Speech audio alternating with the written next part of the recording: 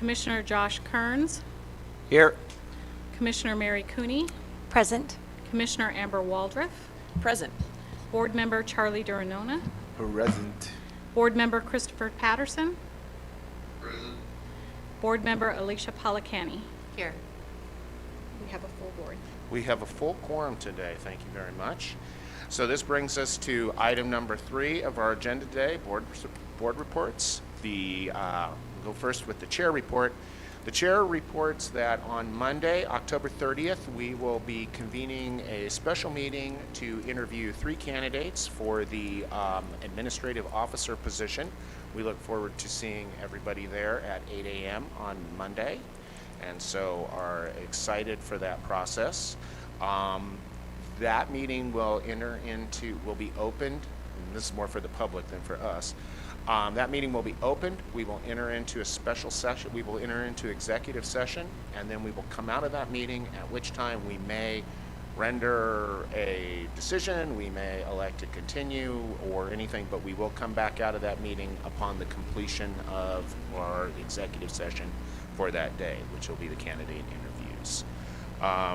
Committee reports.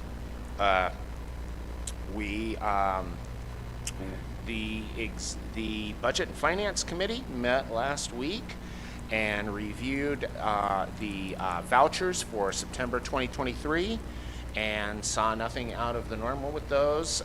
We would recommend the full board approving those vouchers as part of the consent agenda.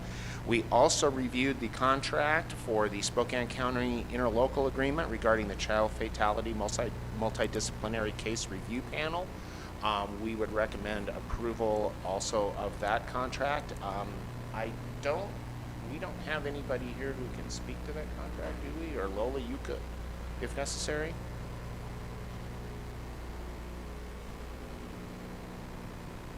Michelle, oh, here we go. Yes. So we do have someone who can speak to that at the time, if that is a question for individuals. And I would ask if there is a report from the Policy and Education Committee. We met twice since the last meeting to really kind of hone in where we were on our legislative agenda. There is a draft that is in our packet today. It's near the back. Lola is going to talk about the details on kind of what changed from 2023. But so I'll save my remarks and let Lola go through each of the sections. It's formatted very similarly to what we had for the 2023 ledge agenda. So yeah, but two very good meetings, and I think we got a pretty good work product here. Excellent, thank you.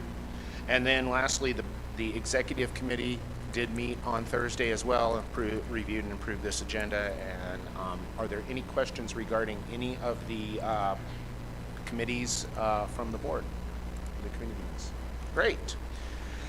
So that brings us to our consent agenda today, which consists of our meeting minutes from September 28th, 2023, our vouchers for September 2023, and the contract between Spokane Regional Health District and Spokane County for an interlocal agreement regarding child fatality multidisciplinary case review. And I would just ask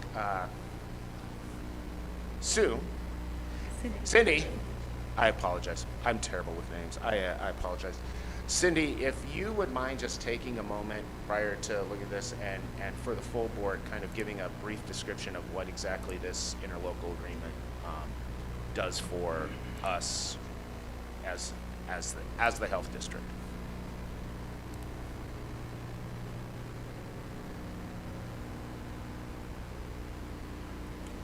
Good afternoon. My name's Cindy Green, and I am the program manager for Healthy Living, which is one of the programs within community health. The interlocal agreement is between the health district and the county for working with the medical examiner's office, SRHD, with Foundational Public Health Funding, is working to initiate child fatality reviews again. We have not done this for more than 10 years. The purpose of a child fatality review is to investigate the deaths according to the current legislation within Washington. It would be any child that dies of unnatural causes under the age of 17. In doing the reviews, the purpose is to look at how can we prevent further deaths of this nature. So it is done with an interdisciplinary group of members, which include law enforcement, the medical examiner's office, EMS, and a whole variety of other specialists. We've outlined about 35 different people to invite to these, to be able to review and discuss them and work on prevention strategies. The interlocal agreement really defines the confidentiality that will exist between the ME's office and SRHD. Are there any questions from the board? Ms. Polacani? So one point I want to bring up is throughout this contract, you keep saying 0 to 17 years of age. Yes. Which I know is currently what we have set. As we'll talk about later, as part of the Policy and Education Committee and our legislative priorities, we're actually asking to change that to 0 to 18. So is that going to change this contract? My thought is that the work in the legislature will happen, next legislative session. Right. We would really like to move this forward so that we can start our work in January. And then we could always amend it. We can amend it. Okay. It would be a much more simple amendment. Yeah. The other interlocal agreement that will be also coming forward to the board is being able to do an overdose fatality review. And while we would be reviewing all of the cases for children, clearly with the number of overdoses that we have in this county, we cannot review every case. So we would do that based on themes and in work with the medical examiner's office and others to help select what those are. A theme may be something along the lines of they may have been recently released from incarceration. There are several different themes that we already know occur, but that interlocal agreement will be coming soon. So the second question I had was on page 1, and it says, whereas pursuant to the provisions of RCW 70-05-170, where it says the reviews by the local health departments by providing necessary legal protections to the families of children whose deaths are studied. Can you tell me what that entails? It's around confidentiality and the that we do not share out information. I'm just going to clarify, because that's the role of the family, not anyone else, since they're underage, correct? As far as the family, yes, would be able to share, but what is collected by the interdisciplinary group and shared at meetings, we do not share out. We would provide summative reports every couple of years, but no details, no names. Okay. And I guess I'm just clarifying that that is up to the family to choose to go public. It is not the role of anyone else, since they're Absolutely. minors. Okay, Absolutely. thank you. Any other questions for Cindy? Thank you very much. Thank you. So, presenting the consent agenda, do I have a motion? Would any member of this board like to take any of those items separately? Seeing or hearing none, do I have a motion on the consent agenda as presented? So moved. Is there a second? Second. Moved and seconded. Any discussion? Seeing or hearing none, all in favor? Aye. Aye. Are there any opposed? Hearing none opposed, thank you, Mr. Patterson. Hearing none opposed, the consent agenda is approved unanimously today. Thank you all very much. And so that brings us to item number 5, which is an executive session, which is a multi-part executive session. One is to review qualifications of applicants for public employment. The other is litigation and potential litigation. Both are pursuant to their appropriate sections of the RCW. And at this time, for the first part of the executive session, it will be this board plus Carrie Gridall and Michelle Fossum, and also Lola Phillips will be in for the first part. Those two members will depart prior to the second part of the executive session, and then it will just be the board plus council.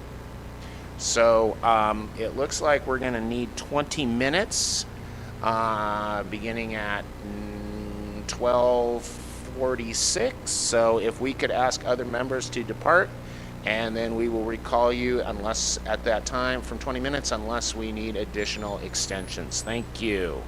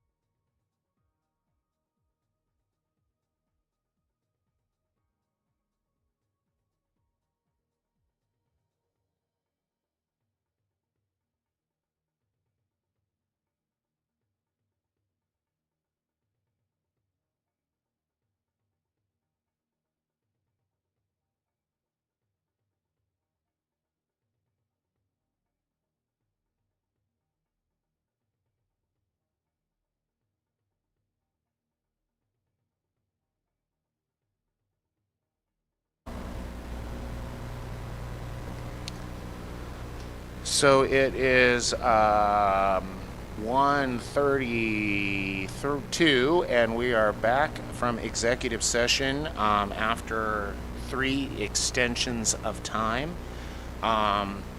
No action is taken or was taken during or has resulted from that executive session at this time. So this brings us to our action items today.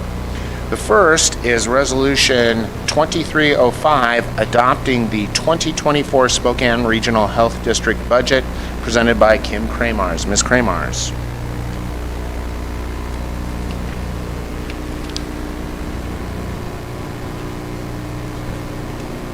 Good afternoon. As Mayor Freeman indicated, I'm here for a proposal to the resolution for your consideration to pass it, the Board of Health 2024 budget. And I have a brief presentation I'll go through regarding the budget as a follow-up from last meeting. Okay, so the 2024 proposed budget you should have in your packet. It does consist of $54,611,263 in expenses. That includes 284.9 FTEs, and we have salaries, supplies, services, and capital, and those are outlined for you above. We also have funding in our 2024 budget from various sources, including federal indirect, state, federal reserves, Medicare, Medicaid, and so forth. And then we also have $753,698 of assigned fund balance usage. So I'll share the details of that in a moment. Also, we have carryover grants that we anticipate unspent grant dollars in 23 that can roll forward into 2024. So that's the $307,294. Those are the last two funding items on the budget template. So with the 54 million in expenses, 52 in funding, our local dollar ask, our local dollar need is $2,071,723. And the way that breaks out is also in your budget template, proposed budget document in front of you. But the way it breaks out between divisions, administration is $498,228. And that's coming from our communications department, public information office. We have building brick repair and replacement that is needed on this building. The director administrative officer is not eligible to be reimbursed by our indirects, so that is a local dollar cost to the agency. We also in administration have funds set aside for employee cash outs when they terminate or separate from the district, and our unemployment costs. Treatment services has a local dollar ask of $97,143. That's also outlined in the budget document. And that is the excess of mental health expenses over the anticipated surplus from the opioid treatment clinic services. And then in community health, their local dollar ask is $503,807. That's coming from our health equity program. We had a resolution a few years back with the Board of Health, integrating health equity into everything that we do at the district. So that covers the program manager, and we have 2 community health workers in that program. Additionally, there's an executive assistant. Part of their support is for that division that is not traceable or trackable against an individual program in the division and a grant. Disease prevention and response is the last division requesting local dollars of $972,545. That's primarily coming from the epidemiology disease investigation program and the data center. So our local dollar need again is ask is $2,071,000. We have made some reductions from the budget process. Initially, our budget development started all the way back in July with our division directors and managers putting together their budgets. Then we did an agency roll-up. We brought it forth to Budget and Finance, had some dialogue, and at that initial request was $2.5 million brought to the Budget and Finance Committee. Through some further discussions, regarding what that looked like. We have some vacancies that we've elected not to fill, and we've outlined these. The health policy specialist is a vacant position, so we'll backfill that with other individuals in the organization to fill that need. Building maintenance specialist was slated for an increased position as well as an IT position. So those proposed positions have been removed. Also, a reduction was made in the DPR specific to case investigation and epidemiology. So 1 administrative assistant, 2 epidemiologists, specific to the loss of the COVID funding. That is also outlined in a revised or amended SBAR from the last meeting that we met. So that's also in your packet to talk about what that looks like. So we do have funding that we've identified to cover those individuals through June by utilizing some of the FPHS funding. So as of July of 2024, we wouldn't have funding for those positions. So this brings us to what was presented to the Board of Health September 28th. Is the $2,071,723, which is the same budget before you today. A little bit about the county contribution, or the local dollar ask each year. Spokane County has contributed to the health district, and here's some history back to 2008, what those funding levels have looked like. So we were as high as $2.5 million back in 2008. We had a reduction in 2016 to 2,193. We were at $1.8 million, then 1.9 went back up. Last year we were at $2 million, and our proposed for 2024 again is at $2,071,723. This contribution does not include the TB program. So Spokane County also covers the cost of our TB expenses, and that is above and beyond these allocations here. I wanted to talk a little bit about reserves, specific to the types of reserves. So in the budget document in the upper left, we have the different funding streams, and I want to indicate here that we're not proposing to use any unassigned reserves to balance the 24 budget, so we're not looking to dip into that. However, we do have what we call assigned reserves, and our proposal is to use some of those funds. And this is what is in our assigned reserves right now, the $4.4 million. And those are specific dollars set aside if we have excess in the fees that we've charged for services, and we want to be an expense reimbursement and cover our costs but not run a profit. So all of the environmental public health assigned reserves are tracked separately. And I'll mention here that we had the EPH solid waste. Last Board of Health meeting we indicated, and there was a resolution approved to transfer $175,000 of that $361,088 to Spokane County DEM for wildfire relief. The other assigned reserves are slated for other projects that are indicated to be utilized in the future. So when we took over the ownership of the building a few years back, several years now, it's prudent for us to at least set aside some money for any unexpected building repairs or improvements that were completely unexpected. So that's what the $500,000 is for.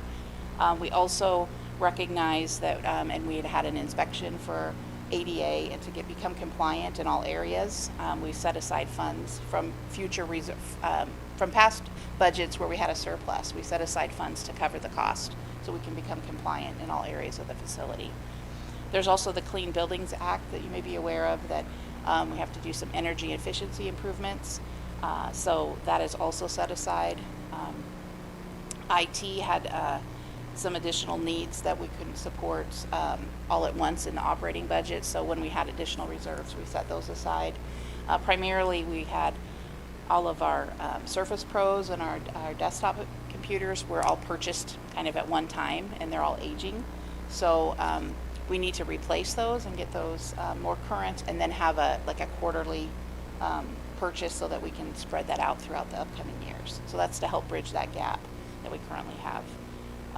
We also have the treatment services electronic health record replacement as a project that has been identified in the past. When we had surplus funds, we set aside the amount Of course, we're in the very early stages of identifying what that cost would look like.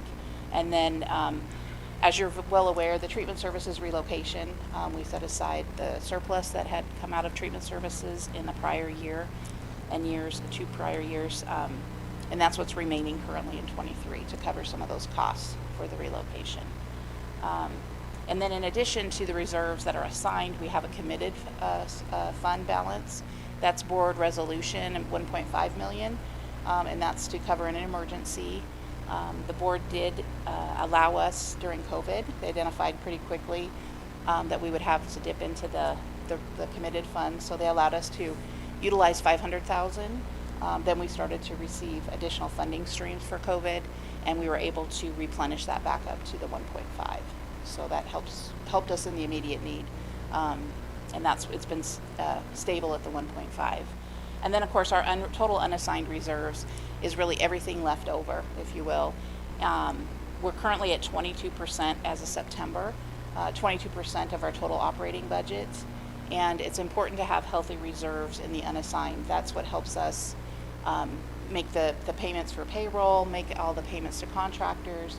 Because so much of what we do is expense reimbursement, we do need to have healthy reserves to front those costs until we get reimbursed from the grants. So the auditors do look at our reserves and see if we are able to cover 3 months expenses in the future, to see they could use a ratio there for healthy reserves. So we've been looking at trying to stay at 20, and we're at 22 right now.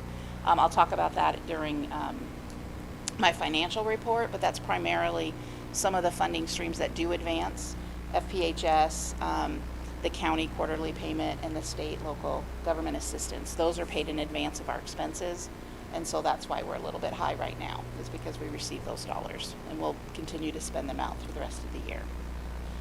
So our total reserves are 17.7 million. And as I mentioned before, on the budget template, there's 2 areas of reserves that are mentioned. So assigned fund balance usage. So if I go back, of the assigned reserves, those are the balances that we have. And then going forward here, we're anticipating using 300,000 out of the reserves for building. IT is going to utilize 110 in 2024. And then the environmental public health programs, in order to work through their budgets and balance, that's how much they need to pull against their assigned reserves in 2024 to balance their division. So total assigned fund balance is 753,698. Again, that's at the top of your budget document. And then the carryover grant funds are funds we have today in 23 that are eligible to roll forward into 24. The grant period crosses calendar years in this case, and so we have some dollars that we're anticipating unspent at the end of 23, and we'll roll forward the 307,294, and they'll be at year end in our assigned reserves. So I did want to mention we're not asking to tap into that unassigned category for the 24 budget to balance. Are there any questions or any discussion, anything I can answer? So questions on the presentation for Kim. Ms. Keeney. So just a couple. So on the reserve, the 1.125 for the Clean Building Act, I just wanted to double, that was monies that you would receive from the county for the ARP? That's completely separate. Is that Yeah, separate? we have the ARP funds. It was $1,390,000 that we're utilizing in 23, specific for the windows and the roof. Okay. And so if they're not completed in 23, those funds will be received in 24. But this is above and beyond Okay. the window, the ARPA, Okay. the windows and roof. Perfect. Thank you for that. And then on the, as we were looking at the unassigned, the request to go to the county, one of the questions I did have, just because I guess in some of our discussions, I didn't realize, so in treatment services, the 97,000 that's there, you said was for outpatient mental health? Yes. So I believe, I don't know if you have. Is that the these. current program, or is that the future It's program? the current, so the 97,000 is the current program, and the total cost for outpatient mental health was about 535,000, with offsetting revenue of 123,000. So about 417 was the cost for outpatient mental health with the current structure today. We also anticipated, based on the client count that we currently have, there would be a surplus in opioid treatment, and that surplus was about 300. So the difference is a 97. Was gonna go. So Okay. there's a cost of 400,000 for outpatient mental health, and we've been supplementing it with the surplus Okay. in the opioid. And this year we have a shortfall. That's where the 97 is coming in. Okay. And in the past, we've been able to handle it with the surplus. Correct. So are we anticipating in the future we're not going to be able to as we look forward? The way it currently stands, I think we probably could handle the surplus as it stands. I mean, there would be a surplus to cover the program as it stands today. Again, we need to see what the growth in the program is with the move. So that's part of it I'll mention in my finance report. But we anticipated more revenue and more expenses in '23 because we would be in the new facility and be able to expand services. And by doing so, if we didn't expand costs at the same level as the revenue would come in, we'd be able to continue to offset. Okay, thank you. Yes. Commissioner or Ms. Waldrop. Just to follow up, so Commissioner Cuny, you were asking, usually there's like a balance, or there's some funding in the opioid treatment program that's able to cover their costs. But so Kim, just help me understand. So there might be some, but we're not sure just because of the move, or? Well, based on so our budget was prepared for '24 based on current client load and what we have. And so based on that, when we annualize it with the funding, the surplus isn't enough to cover the full cost of the outpatient mental health program. And so if our client count goes up and we don't, depending on if we have to hire more staff to bring in that additional revenue, we don't know yet if it will cover that full cost, if there'll be excess to go to outpatient mental health. But you don't anticipate us having to make any changes next year? I mean, you'll be able to handle if there's more clients, and then there's more billing, but then you might have to hire more staff. That'll all be able to be accommodated within the program? Well, and I think that's, I believe, why Misty and Barb will be presenting next to go over what the plan is for outpatient mental health. Right now, the budget for 2024 is specific to having one manager and 3 counselor trainees. With an expansion of outpatient mental health, we would have an expansion of costs as well as anticipated revenues. And so we don't know okay. what that would look like yet. So that's item C today? Correct. Okay. Yes, yes. Or 6C, okay. Yes, so the model today, we did our best to look at what's the current client count today, and notice that we have a smaller, we don't have enough surplus to cover the current model. And so we're at the point of moving forward to growth, and what will that look like, and will the costs offset, the revenue offset those additional costs? Yes.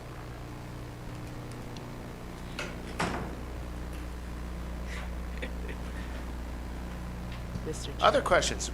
Continue. Is this the opportunity to ask about specific areas that were covered, like some of the divisions and changes or their budgets? So I guess you could roll back what divisions. I wanted to talk a little bit more and see if Mr. Springer could just answer a few questions about losing some of the staff in the epidemiology, thank you, communicable disease department division, and I specifically the informatics epidemiologist. I wanted to understand how losing that position potentially, I know there's grant funds that are being sought, but how that would impact that wastewater surveillance work that we're doing, because I know that's really important, and we're kind of doing pretty groundbreaking work to help us understand what diseases are in our community. So I was just wondering if we could get a little more information about potential grant sources for that position, what that loss of that position might mean for that program. Certainly, Mark is here. Yeah, absolutely. Sorry on the mic. I did reach out to Ms. Kramarst about what it would cost to keep that position. I think you told me about $75,000 for half the year next year. Okay, thanks. So part of what we've done with the informatics program with our communicable disease staff is really to kind of focus on providing more information and better quality data to our healthcare provider community. You outlined one of the pieces of that with our wastewater surveillance efforts, and that started with COVID, and that's certainly part of that, but it's moving forward this year to encompass influenza and RSV to provide a kind of a complete or more complete respiratory illness picture to our healthcare provider community and certainly to the general public. That's one piece of it, but certainly it's not the only piece. I mean, part of the challenge that we had with COVID that led us down this direction is we really had to figure out how to scale. And you can't scale by adding more people. You need to scale by becoming more efficient in terms of investing in systems and technology and how to work with that data. And that's what our informatics staff have really worked on to support our programs. And that has started with wastewater, but we've also done a lot of work with visualization of our data for our website and with the future in terms of getting information to our healthcare provider on a number of different topics that we work on routinely. It has also worked, they've worked on kind of working on setting up databases and other systems to support some of the other routine work that we do. So it's not just one single project that they work on. It's really looking at how do we modernize and move from, when I first started in this program, everything was on paper. We didn't use Excel. We've moved to your basic, Microsoft suite of products, and now we're moving to that next step of really trying to modernize our system so that we can respond in a timely fashion, so that if something comes up, we can scale pretty rapidly. This happened when we had our monkeypox outbreak in our community last year, and we used those staff and those tools to set up a surveillance system because we had 10 cases over 2 years, 2022 and 2023, but we didn't know if that was going to be like what Seattle had, and if we would have 100, and we'd have to scale up a similar response. And that capability is what allows us to be very nimble and to scale up a response to a variety of different topics, and to provide services to our healthcare provider community in a variety of different situations depending on the needs. So it provides a lot of flexibility and a lot of scalability. Thank you. You're welcome. So I'll recognize Dr. Velasquez, please.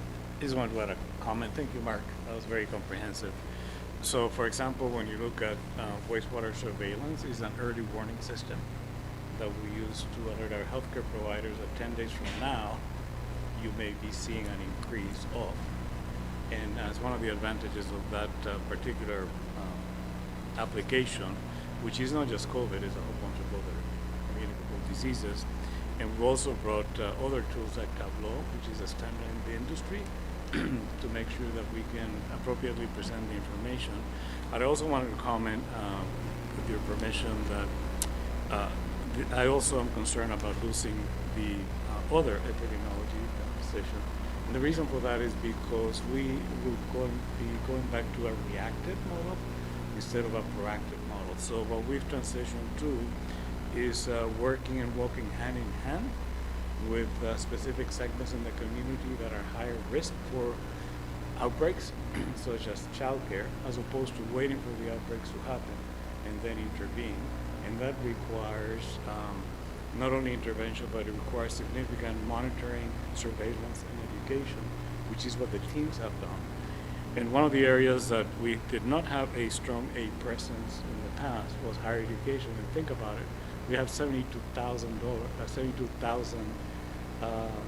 students of that age group, between our various institutions, and we have developed the same proactive, let's walk down the path with you before anything happens. And that has translated not only into communicable disease, but also substance use and a number of other areas. So if we lose that, then we'll be back to the reactive model. Something happens, and then we go and try to take care of it. So I'm just thinking about it from a longitudinal perspective, and this is an investment that will serve us for years to come. It's not like we're going to have to keep increasing every year, because we've set up in such a way that the model will be useful for years to come, despite any other issues that may happen in public health. So I just wanted to add that, which is part of that SBAR addendum, to give you that little bit of a color of thought process behind the SBAR. Thank you. Ms. Phillips. Yeah, just was hoping, so I have a background of working in communicable disease, and one of the things that is pointed out over the conversations over the last couple months is the data component with the staff in DPR versus the data component with the staff in our data team. Recognizing that both and all groups of individuals collect data for whatever reason, would you just give us a brief education on the difference between the types of data collected and information from each group, so that we can understand that what that crossover or the lack thereof would be? Thank you.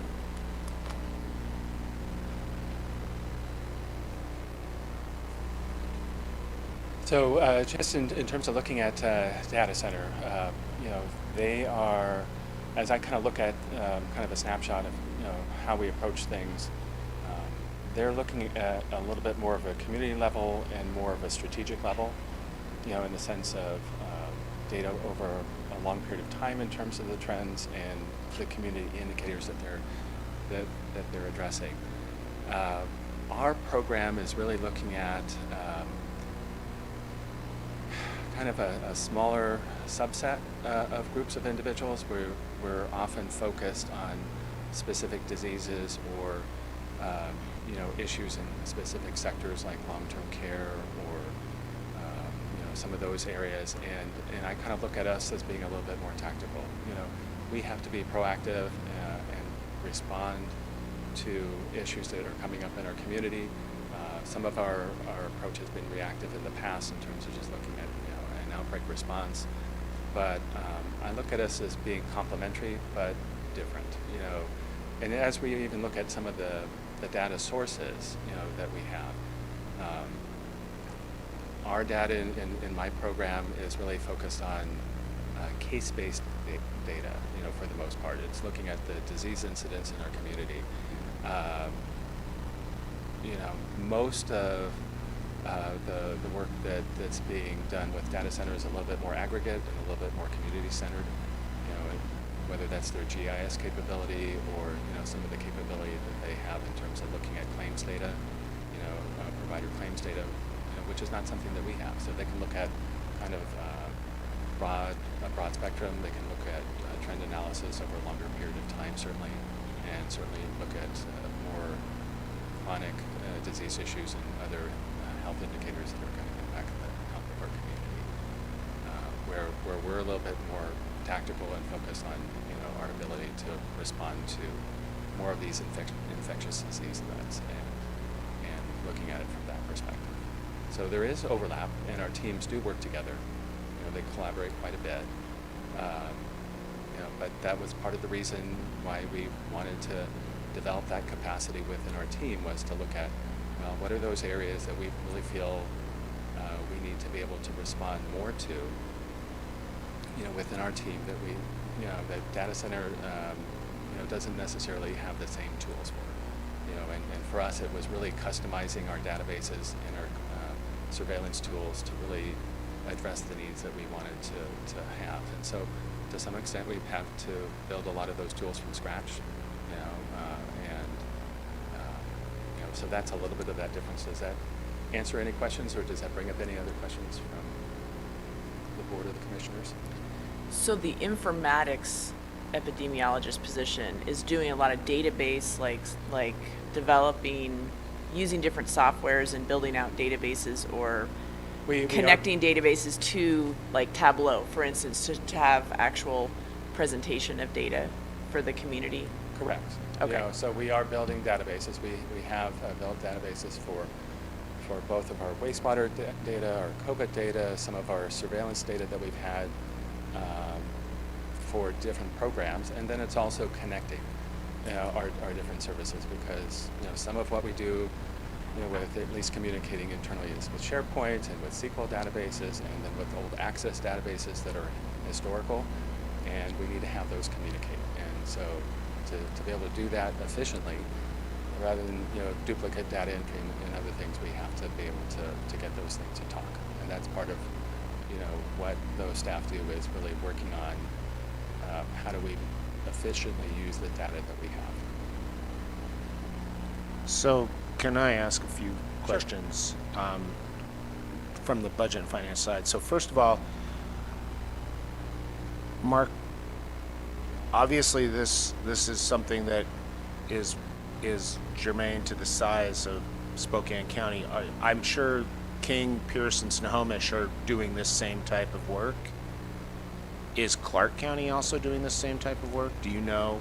Can you say they're doing the same type of wastewater surveillance and things like that, informatics, stuff like that? Or? So wastewater surveillance is a critical tool that's being utilized all across the state. I mean, there are some rural jurisdictions and smaller counties that are not able to tap into that because a lot of their wastewater is handled through septic and through sources that's not amenable to that. But certainly the larger LHJs on the west side are all making use of wastewater surveillance.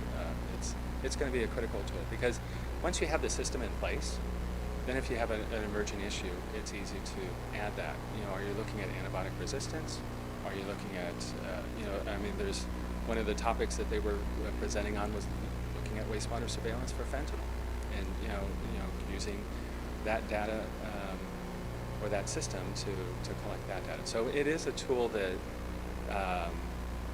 really came out of COVID that has a lot of utilization for many other things outside of that, and so that's a piece of it. Different LHJs on the west side have different areas of focus in addition to kind of our core epidemiology work. So Clark County, much the same size as ours, has a large program for infection prevention work with long-term care and acute care hospitals. And so, they've added that additional capacity over their core capacity, with the help of the state. And we're starting, as a smaller, not a smaller LHJ, as a LHJ that's not being supported in that same area, we're adding, a staff member. We added one staff member to do that critical work to support our healthcare infrastructure too. But wastewater surveillance is a critical piece for us moving forward. So I appreciate that. Thank you for clarifying that. And now, while Kim's up there, I'd like to just ask some No, Mark, hang on a minute. No, I'd like to talk some dollars. So currently, going into 2024, there is a carryover from this year's funding of $277K. That will continue those positions for the first half of 2024. To continue that through the second half of 2024, you're looking for another $416,000. That's a total ask, or that's a total to continue this work for 2024 of $693,000. Is that, I'm getting some difference in, or I'm not clear on some idea of it. Is this a one-time issue and then those fundings, or is this to maintain this level of work? Is this going to require $693,000 potentially every year if you can't find other funding sources? Because I know you've been aggressive about asking for other funding sources, and we don't know what's going to come out of FPHS or what the legislature is going to look at. We have been getting more dollars in FPHS, things like that. But for the board to recommend to the county, can you give a sense or flavor of, let's say this is approved for 2024. The additional $416,000 is approved to fund these 4 positions? 2 FTE, The addendum brought it to two FBs and 1 AA. So 2 FTEs, so for 3 FTEs. So is it gonna be next year, will it be another 416? Would it be 693? Are you feeling that in your work with DOH and the legislature that this might be more funding coming down the road as we go forward through the next legislative session? I guess just trying to give to our 3 commissioners some idea that should they elect here in their position to recommend this to the full county for funding this additional work, are they putting themselves on the hook for, what are they putting themselves on the hook in the future for to keep this program going? Maybe I'll start with what's in the budget. So the 2024 budget, when we were back on, you'll certainly hear from Mark, so I'll jump ahead of you, Mark. No worries. When we were here at the 2.5 million, Mhm. when the whole agency put their roll-up together. So epidemiology, disease investigation program, the two programs essentially, they do have funding. So they, historically, we didn't have epidemiology funding, and it was really carried by the local dollar funding. So we have, over time, started to receive some federal grants, and then it's been recognized as well in FPHS. So those programs collectively are about $1.4 million cost, and I think it was $959,000 is the offsetting FPHS revenue and other grant revenue. So the gap when we were at the 2.5 million was $491,000 for that program.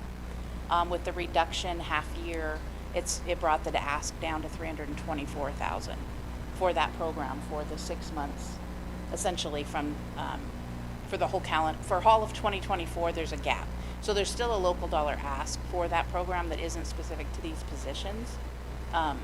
There's, in addition to those positions, we do still have local dollars going to that program.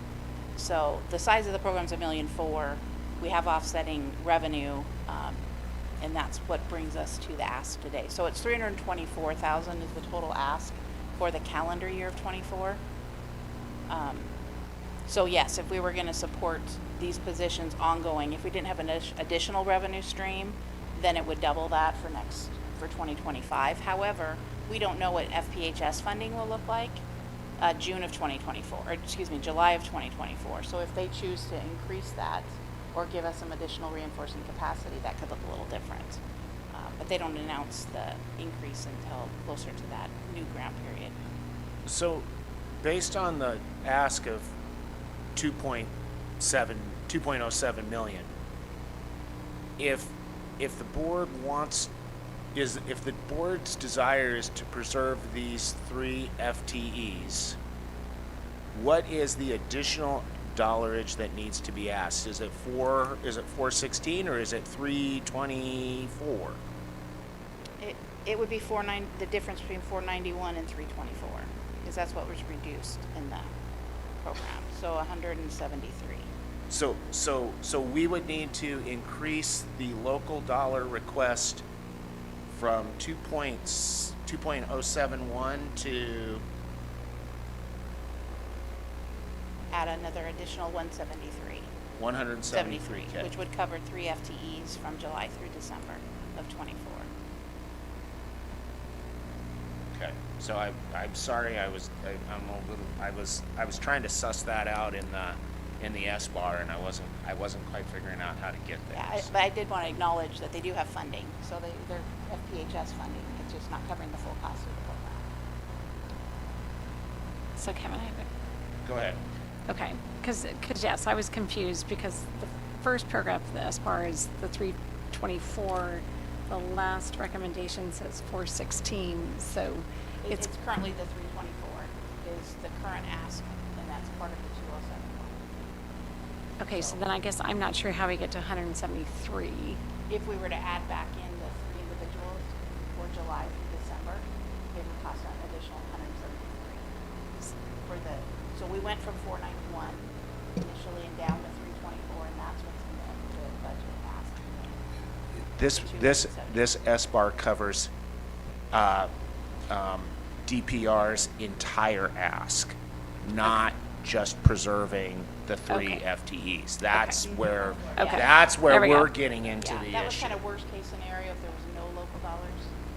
That's what Mark shared was, this is where the local dollars are being used currently, which was the full 491. Okay. And now we've represented that the ask is at 324. So I guess one of the questions I have is the state, I mean, because we don't see it here, the increase in state funds, that I know was supposed to have been happening, but they're supposed to be funding more. So, We don't know. It's a biennial request. Yeah. And so we're guaranteed funding through 2024, right? And that's Through it. June of 2024. Yes, through June of 2024. Right, so we don't know what we're gonna get in the next biennium to know what they're gonna come. Now, we can see there are spreadsheets that show what our local dollars from the legislature are with respect to FPHS, and it has been going up steadily, but as we all know, just because, that's the great thing about biennial requests, just because they gave it 1 year doesn't, or 2 years, doesn't mean they give exactly the same thing the next 2 years, because it's not written in to the legislation. It needs to be, it's not guaranteed. So the other thing, just knowing the Spokane County budget, how we don't have extra funds, that looking at our fund balance at this point in time, since we are not sure if this will continue or not, if this would be something we want to take the $173,000 and use fund balance for that purpose in hopes that we can find additional funding for this next year to see what happens until we get to the next June of 2024, because I can say, we're at the point where we're looking at every dollar at Spokane County as well. So- And certainly the board can direct. So And that's- with the increase in TB, I mean, that's an increase for us, where we're having our departments stay whole, stay the same or cut, that we're already seeing an increase from the health district for those purposes. So I'd rather see us try to, look at, maybe taking some of that out of our unreserved fund balance to continue it versus going to the county at this point in time. So the question would be, Kim, right now we're running at 22% total unassigned. Are your projections, are we going to end up at 22%, or are we going to end up closer to 20% based on what the spend is and what we received? Are we going to whittle down to 20% as we usually I are? think we'll get closer to 20, but I think there may still be some excess because we, again, this calendar year, are still using the OAK 20 COVID funding that we have and some vaccine services. So we still have some costs that are being covered by those dollars that do end in December, and the vaccine goes till June. So I don't think we're going to dip below the 20, not forecasting that at this time. So I guess what we could do today as a board, and I'll just throw this out here for consideration prior to taking a motion, is we could move forward with a motion on we could move forward with the resolutions as presented, and during this you could direct staff, the administrator, to prepare a resolution at the last meeting of December authorizing to utilize $173,000 from the unassigned reserves to complete the DPR program as required, or whatever, to keep those 3 FTEs. If that's something we would like to do as a board, if you folks would like to do that as a board, we could do that. I don't think we can build that into the resolution as is just because it's budgeted, but we can, because those staff already exist, we can say take that money from Unassigned. unassigned. to keep those positions fully funded. I think that would be fair. Amber? Oh, and so then we could move forward as the county with the dollar amount that, As presented. that is being presented. Today. Okay. Understanding that you'd come back in December, there'd be a resolution before you to fund for the calendar year the 3 FTEs, as Mr. Springer would want to define those FTEs, and we would complete those out of the unassigned reserves. That's actually what I was, when I saw the 22% up there, I was thinking the same thing, Commissioner Cuny.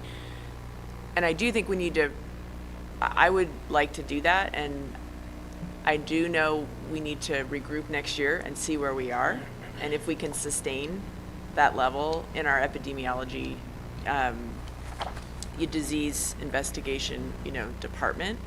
But I'd like to see how that other funds come in next year and see if we can sustain it, because I do think you've built up a really good team that's doing some great work, and I know going back out and then trying to find people to fill those positions down the road, it just makes it challenging. So anyway, I like that idea, Mr. Chair.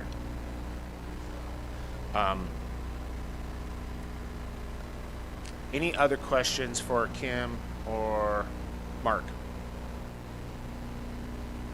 So I just want to be clear that it's 173,000 is the true ask that we need to. Above what we have, yeah, above the 2 million, but 173 of unassigned.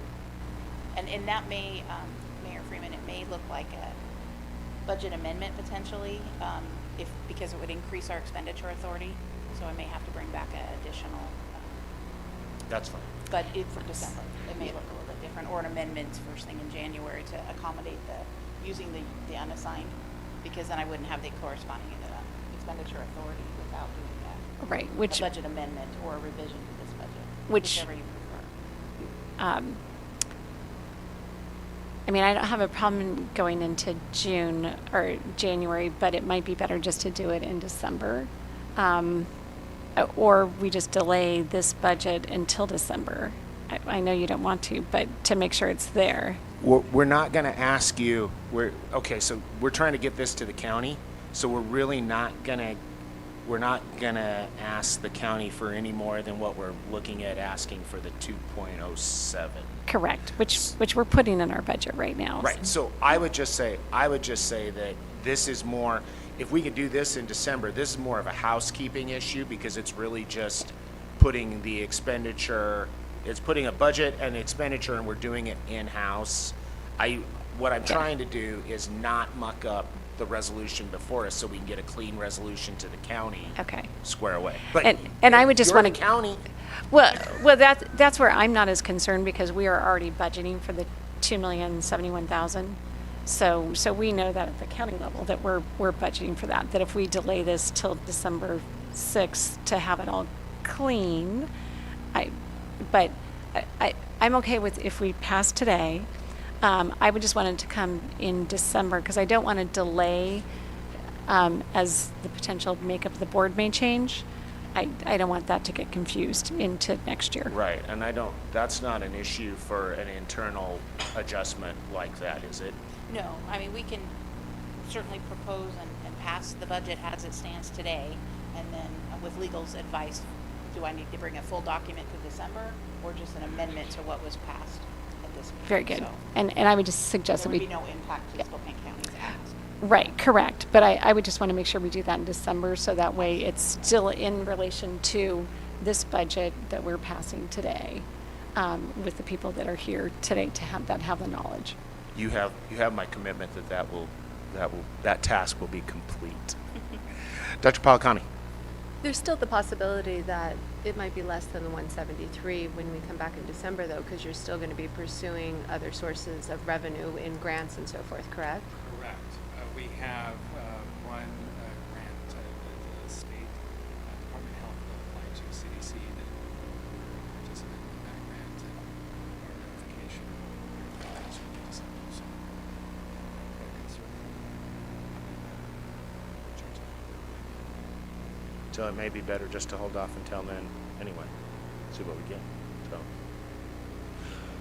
That change the local amount in total from the county then? Or the grant would be received till next year, so. Yeah, wouldn't start.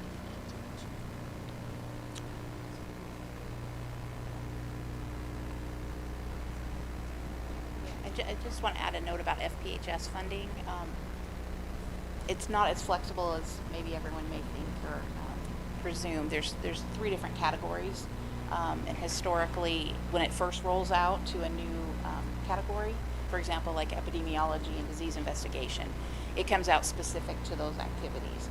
Then sometimes the following year of allocation, it will go into reinforcing capacity, and then it lets the local jurisdictions allocate it where they need it. And it's not specific to EPI. So if we have a program that one year was 900,000 for EPI, it may come in as reinforced capacity, which means we can utilize it in any FPHS activity. We've typically kept it with the program that initially had it. Environmental public health is one of those that the first year it rolled out at 798,000, was dedicated to EPH. We've continued because the 798 keeps coming in, but it's now reinforcing capacity, which is more flexible, and we continue to give that 798 to EPH. So not all the funds that come in allow us to just use it in any category. So if we do have increased funding, just want everyone to be awareness, it may be restrictive to a certain activity, at least initially. Commissioner Keeney. I would say with the legislature coming back on in January, it might be good just to give us at the next board meeting, to just give us a little kind of workshop on that, just so we can help advocate, for what those funds are and what the needs are, and to maybe make them more flexible, and the importance of that. So that might be worth just like a 5-10 minute presentation to help us understand as we go into the legislative session. Because I think we all think that we're getting more, the state says they're providing more money, but are they really? And for what purpose? Certainly. And then thank you also for bringing up, the resolution does include, so the ask of the $2,071,000 of Spokane County, but it does reference that it's separate from the interlocal agreement for TB, and that is an increase. The 403,122 is an increase from what historically we've had for the TB program, capped at 290, and so we haven't historically hit the 290, but the TB program has advanced cases and increased in caseload, and I can certainly let Mark speak to that, but this is an increase reflecting that we would add an FTE for an RN. So this is above the 2 million ask. So thank you for bringing that out. If you want to add anything, if there's any questions about that Yeah, ask. if there's any questions. I know we have a agenda schedule. Yeah. Conscious. Thank you. Mark, thank you. Kim, thank you. Thank you. Appreciate you being flexible and answering questions up there on the fly, so thank you. No worries. So at this time, I think we've let folks go, so do I have a motion on Resolution 2305 as presented? I'll make that motion. Is there a second? Second. Oh, Chris beat you. So it's been moved and seconded. Any discussion?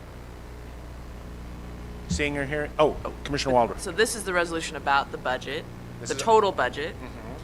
And then our intention is to come back next month and look at moving some reserves to cover those positions. But for now, we're going to adopt it because it includes the county's Yes. total and the ask to the county. Got it. Yes. And technically, it would just be a budget amendment because those reserves are already accounted for, Right. so. And we just We have can to move- amend it as yeah. we see fit. Okay. Yes. Thank you. All right, so any other discussion? Seeing or hearing none, all in favor? Aye. Are there any opposed? Hearing none opposed, the motion is approved, the resolution is approved unanimously. Thank you very much and appreciate the discussion on that. So that brings us to action item 6B, which is Resolution 2306, requesting the Board of County Commissioners provide to the Spokane Regional Health District $2,071,723 in local unrestricted funds. That is separate from the anticipated TB, which is on a per need basis, which is the interlocal agreement that would fund 403,122 for tuberculosis, and that is an estimate now, but that includes the additional RN. So, I don't think there's any need for a staff presentation on this. So at this time, I would be looking for a motion on Resolution 2306 as presented.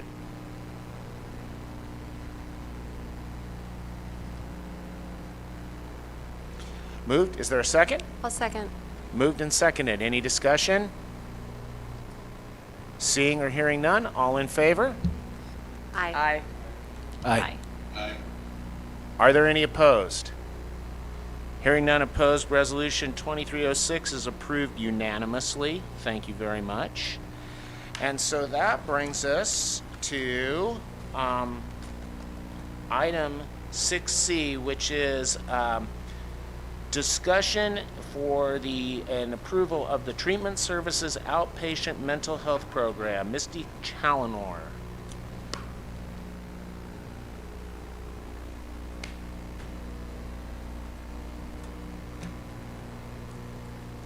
Hi, I'm Barbara Beck, and I'm the program manager that is currently overseeing and helping provide services for the outpatient mental health program. Good afternoon. I'm Misty Challenor. I'm the Division Director for Treatment Services, and I oversee the opioid treatment program and outpatient mental health. And prior to my role in this program, there's been an extensive history of discussion of the need for increased mental health services among our population that have been being served within the opioid treatment program. And that need has been growing extensively over the years. And in 2018, there was significant discussion. Fortunately, by 2019, in June, we were able to hire Barb, and she was brought on as a program manager to help develop that program and provide the application to the state with the state requirements for licensure of the OMH. And the state licensure does require very specific application pieces to include a patient case file, documents, and things of that nature. Beyond that, we then were able to recruit and hire 2 mental health therapists in the middle of the pandemic, which was not anticipated, but we were able to do so. We were very fortunate, and in July and August of 2020, we were able to begin providing services to opioid treatment program individuals specifically. Now, keeping in mind, this is not services of mental health provided to the general public. These are individuals that are specifically enrolled in opioid treatment program. To date, we have provided services to 435 unduplicated individuals within our program. And that is only from July of 2020 through, I believe, October 1st of 2023 so far. Now, additionally, there are obviously community partners.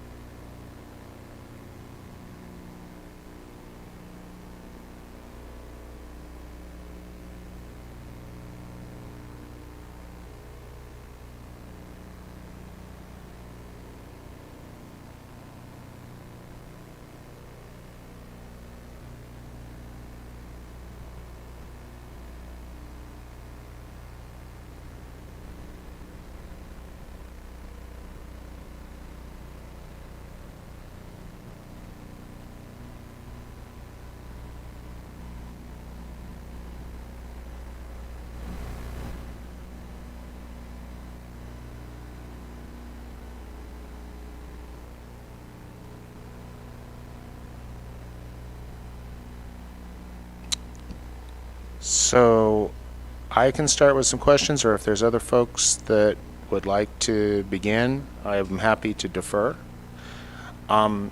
So, Misty, I'm going to ask some number questions on this. Right now in your S bar for the 2024 budget, which is on page 3 there, we see expenses for 1 program manager and 3 trainee counselors of $536K. I see right now we have total funding of $123,000, and then so there is a deficit there of $412. You are looking at adding the OTP program surplus. Is that the entire surplus for OTP that is dedicated to making up part of the shortfall in this program? Are you certain that there's not going to be any need for any of that surplus for anything related to the move, anything related to the new 8th Street, anything related to any other equipment or needs over there?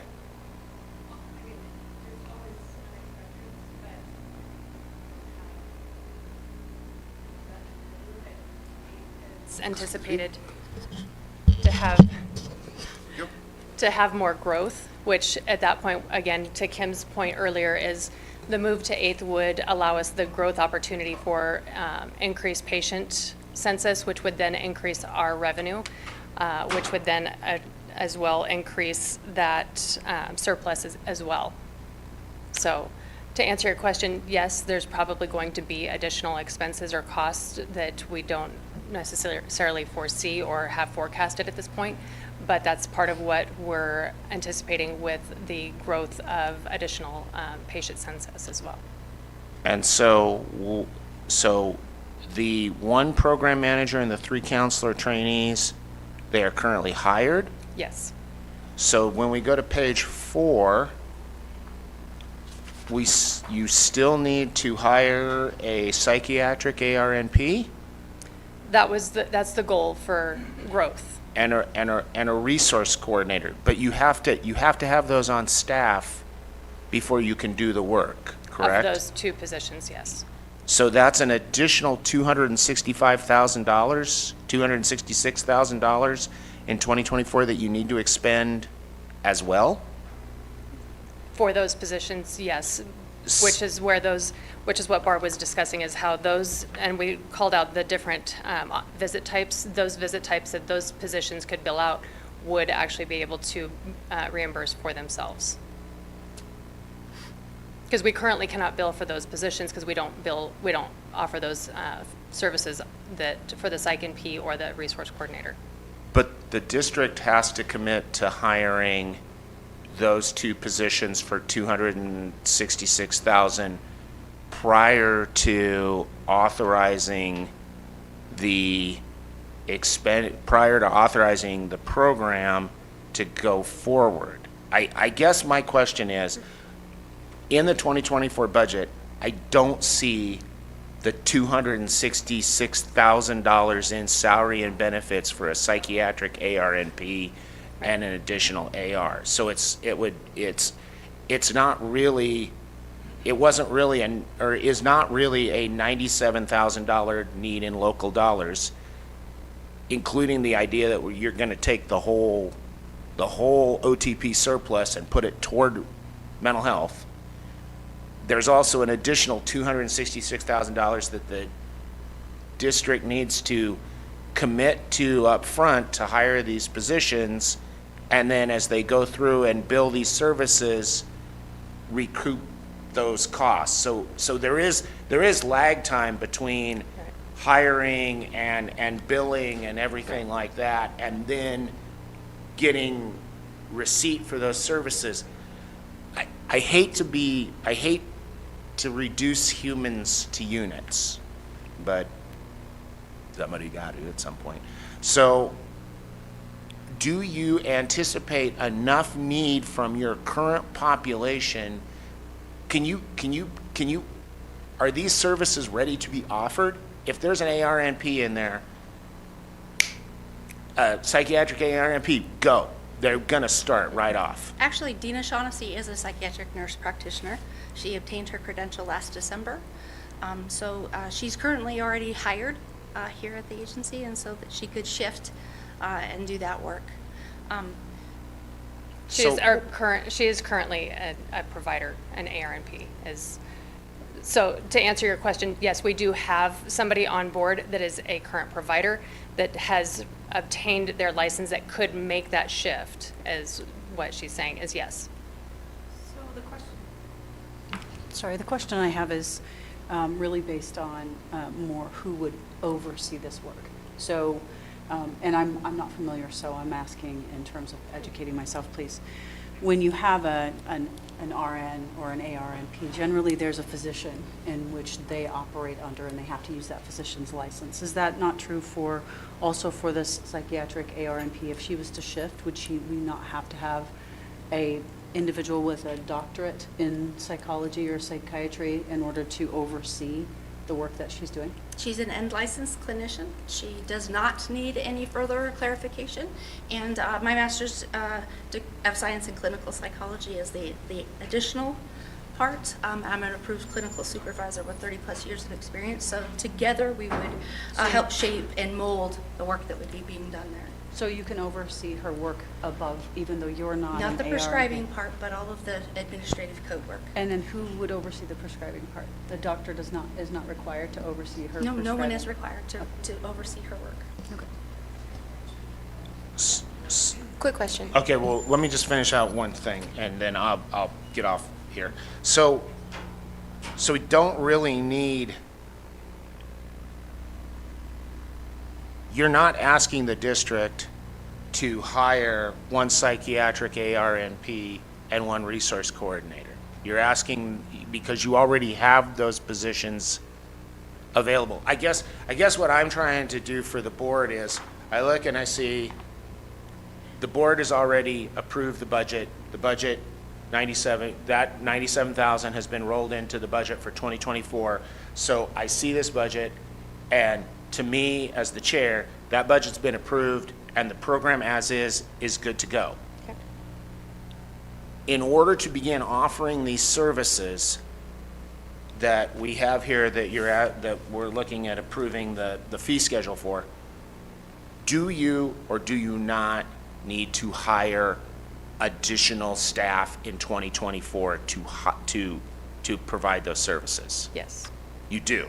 In order to provide those services, yes. What position needs to be hired to do that work? A psychiatric ARNP and the resource coordinator.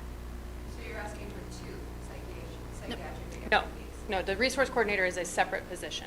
But you, No, I said psychiatric ARNP. You said we already have one that you shipped, but now you're saying you want to hire another one? No, she is, the current ARNP is hired as an ARNP. She is not hired as a psychiatric ARNP.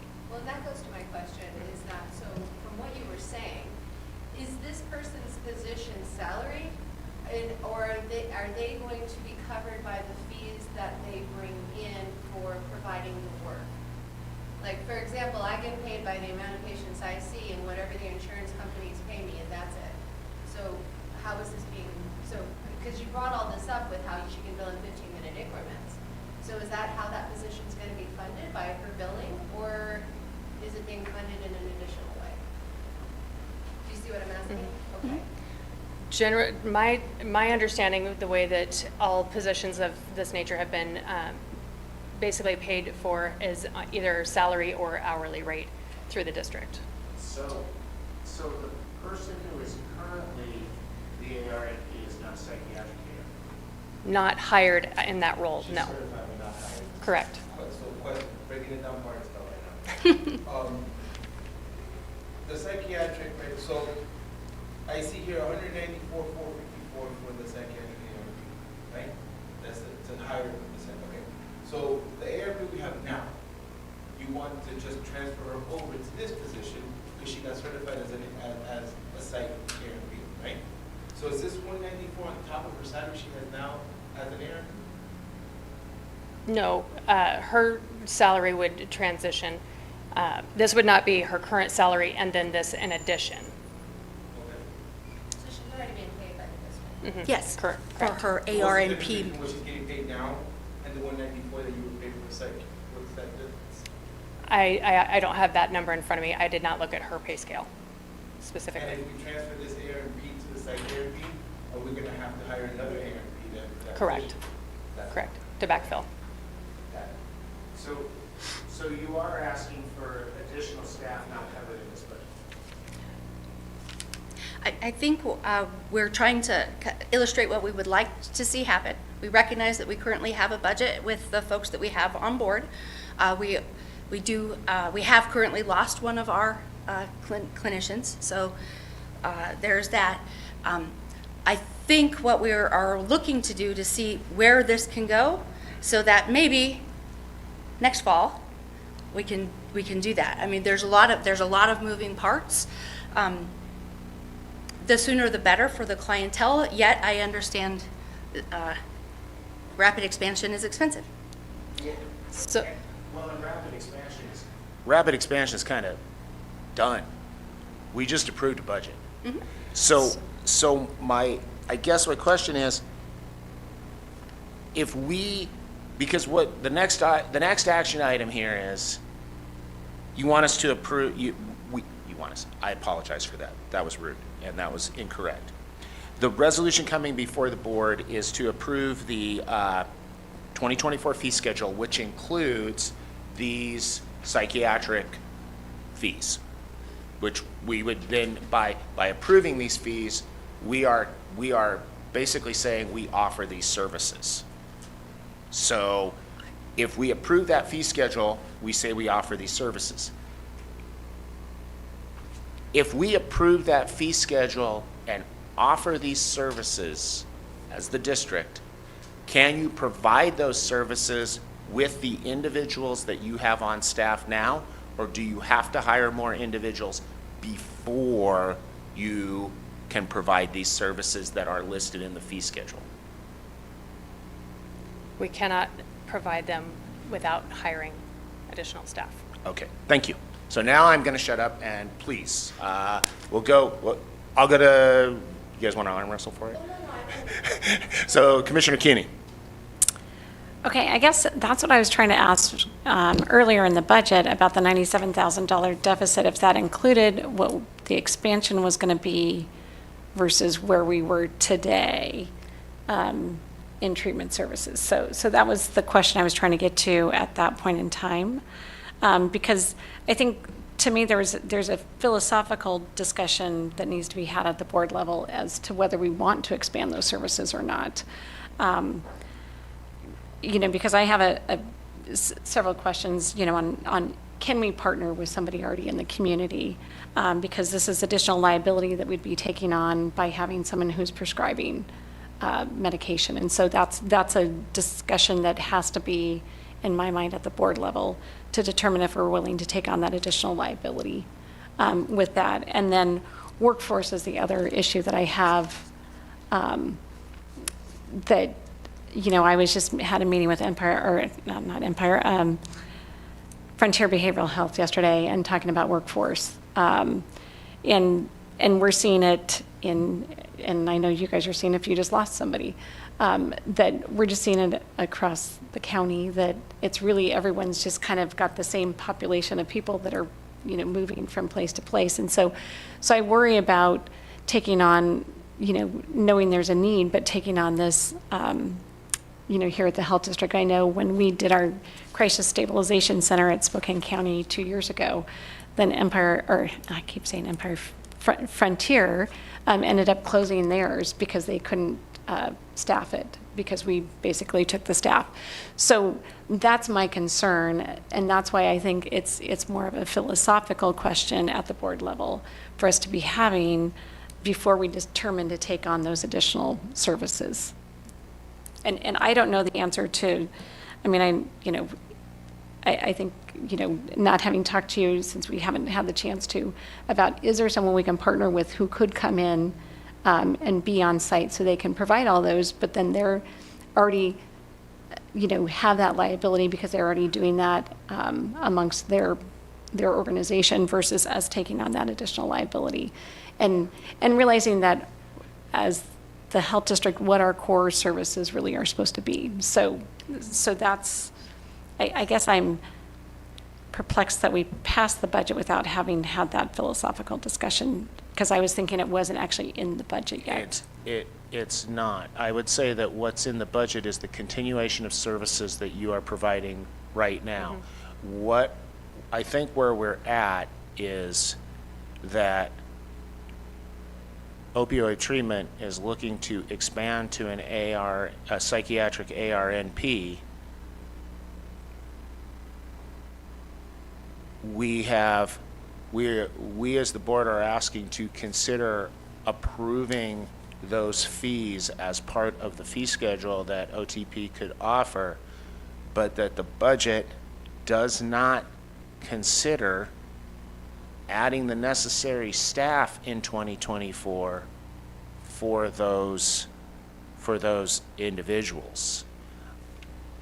I think that for the board, as you said, Commissioner Cuny, it's a philosophical discussion. I think it would be something for the board to consider in 2024 if that's the way they want to go, because there's no budget. There's no budget right now for $266,000 in there. That's not been accounted for in the budget that we just approved. So from a purely financial standpoint, being on the Budget and Finance Committee, unless you make a wish to amend the budget at some point in the future, there's no budget to hire those people. It's not considered as part of the hiring program. The fees are being considered, but the staff is there. I also would be curious as to do we have all the necessary insurances, certifications, all that sort of stuff to provide these types of services? Are there any additional liability to the district for someone who we are currently servicing as a patient, if that patient should have an issue? I mean, have we done all of our due diligence on that to offer these types of services? I don't know the answer to that. So I do want to make a point too, so I do serve as the chair to the Washington State Association of Treatment of Opioid Dependence, and our state currently has 36 OTPs in the entire state. Within all 36 of those OTPs, there's an overwhelming majority of those that also do provide psychiatric services, to include psychiatric care, PAC team services, child and family programs, case management, employment assistant, housing support, peer support, mental health prescribing medications, and crisis services. So to your point, Commissioner Cuny, that when you asked if that's within the purview of the district, this OTP program is an atypical LHJ program. So maybe not generally within the district, but absolutely within the purview of an OTP. So I think that would be something to really, if you're going to have that philosophical conversation, I think that would definitely be something to take into consideration too, because there are several OTPs, and nationwide too, that do offer full whole person care as well. Dr. Policani. I'm sorry, really quick. So what would help me also with that decision, because I mean, it is mental health. We have to address the root cause, but looking at those other OTP programs that offer the mental health piece, what kind of numbers do we have to compare? Like, how does that improve and increase the retention of the clients in the program as a whole? Is it 5%? That wouldn't make it worth it. Is it 30%? Then that might make it worth it. So those numbers would help me as well. Other questions? Commissioner Waldrop. Oh, this was a question for Kim. You're still here. So, at a certain point, when and if, the opportunity to hire an individual, like the two folks you have outlined here, the psychiatric ARMP and the resource coordinator, and there was funds available in the opioid program, because there's more people that have been seen over the next let's say 6 to 8 months, is there ability to make a decision midway, 3/4 to the year to fund that position? Like, we don't have to, it's something that we could look at when we have the fund, the rolling funds in the opioid treatment program when it's available, right? So I would just say, I think Kim can answer that, but I would just say, the decision would be, if you want to, as the board, authorize putting these fees in the fee schedule, they can be in the fee schedule, and then the decision can be made by the board if you want to authorize hiring the psychiatric ARNP and those things, because those are totally outside, those aren't budgeted at all. And so that then could foster the conversation. Is there any detriment to having a fee in there that you don't use right away? I'm fairly certain in the past, I don't remember all of the exact billing codes, but the same fee schedule that it comes from CMS. I build a new one every July after legislature comes through, and I'm not positive what the particular billing codes were, but each of the previous budget years since I've been here, we have proposed a fee schedule. So I think that they have been proposed and have been there, just not able to be provided. Mayor Freeman, what I would suggest is if the board does make the decision to adopt the fee schedule, that if we have a public place where we post fees, that we omit fees for any items that we don't provide services for at this time. I think that would be fair if that's where we want to go. So I guess, can I have a show of hands about how many people have to split from here, like right now? Okay, so let's do this. May the chair make the prerogative to move this meeting along so we don't lose the quorum, because we do have some things coming up here that I need to get through very quickly. Dr. Yes. Policani, if you need to go, you need to go. All right, so Misty, thank you very much for the presentation. And so that's a lot of food for thought for the board. And so I think we can then move on to item number D, which is Resolution 2307, adopting the 2024 fee schedule. I think we've seen this before. The one new fee that, other than the mental health, than the opioid treatment, mental health, outpatient mental health, is a 3.25% credit card convenience fee, which is typical for anybody hiring, accepting credit card fees. So are there any questions on the fee schedule? Yes, Commissioner Keeney. So I just want to be clear that if we adopt the fee schedule as presented, which includes some of these items, but does not mean that we're approving to move forward with that at this point in time. There is no position budgeted. These positions are not budgeted. Okay. I can't hire them. So I would say no. You are correct. There is no way to move forward with those services. So they will just be on the fee schedule, but we would be able to not show those for the public, but it doesn't mean to staff that those fees are available at this point in time. I guess that's what I'm concerned, is that if we pass it, then we say we've approved those fees in the future if they do find the budget for them, when it's still a philosophical decision that we need to have.